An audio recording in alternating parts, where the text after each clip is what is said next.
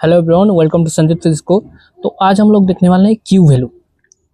जो Q value है वो है difference of initial mass and final mass into C square. ये जो फॉर्मूला है यही है Q value. It is the difference between the total rest mass energy of the initial particle and the final particle. ये M जो है ये initial particle का रेस्ट मास है एंड माइनस फाइनल पार्टिकल का रेस्ट मास इनटू सी स्क्वायर। ये होता है क्यू वैल्यू। इससे हम लोग क्यू वैल्यू यानी कि एनर्जी, कोई भी रिएक्शन का जो एनर्जी होता है, रिलीज्ड एनर्जी होता है, उसको हम लोग कैलकुलेट करते हैं, उसी को हम लोग क्यू से डिनोट करते हैं।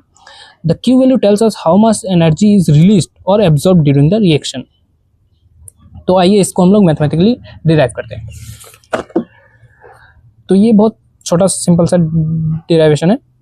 तो कोई भी जो न्यूक्लियर रिएक्शन होता है उसको हम लोग ऐसे शो रिप्रेजेंट करते हैं जनरल फॉर्म में। कोई भी ए पार्टिकल है वो एक्स के साथ रिएक्ट करता है एंड प्रोड्यूस करता है बी प्लस सी। तो यहाँ पर जो एक्स है ये याद रखना कि एक्स जो है इसका रेस्ट मास 0 होता है, क्योंकि एक्स रेस्ट में होता है एंड ए जो होता है वो आके एक्स के साथ रिएक्ट करता है।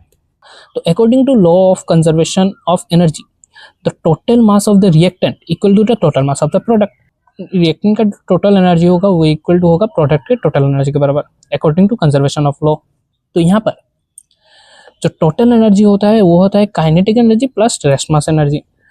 तो ए का जो ए है तो इसका जो काइनेटिक एनर्जी है वो है ई ए एंड इसका जो रेस्ट मास एनर्जी है वो है एम सी स्क्वायर। तो एम सी यहाँ पर सफिक्स में ए है, जैसे डिनोट करता है ए का rest mass, M A C square.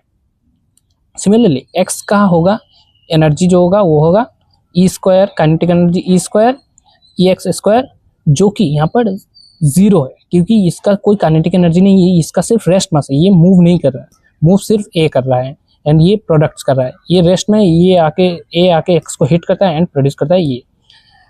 तो इसका जो रेस्ट मास है, मतलब इसका जो काइनेटिक एनर्जी है वो 0 होता है।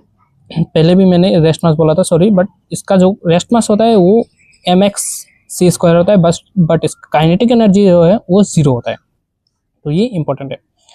एंड सिमिलरली इस तरह प्रोडक्ट में y का जो काइनेटिक एनर्जी वो ई वाई है एंड इसका जो रेस्ट मास है वो है M Y C square. Similarly for b kinetic energy जो b का है वो है ई बी एंड इसका जो रेस्ट मास है वो है एम बी सी स्क्वायर।